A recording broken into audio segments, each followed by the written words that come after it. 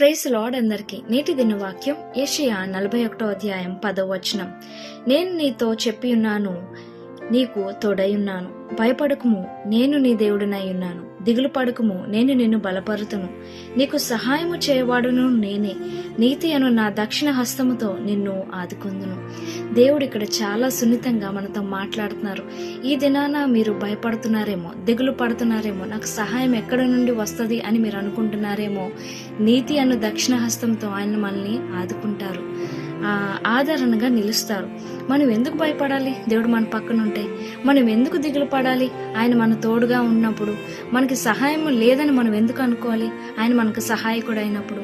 దేవుడు ఎల్లప్పుడూ మనతో ఉన్నాడు కాబట్టి మనం దిగులు పడకూడదు, అలసిపోకూడదు, నీరసించకూడదు. దేవుడు మనతో ఉన్నాడు కాబట్టి మనం ఎప్పుడు నిర్భరం కలిగి ధైర్యంగా ఉండాలి. దేవుడు తన పరిశుద్ధ వాక్యం దీవించి ఆశీర్వదించును గాక.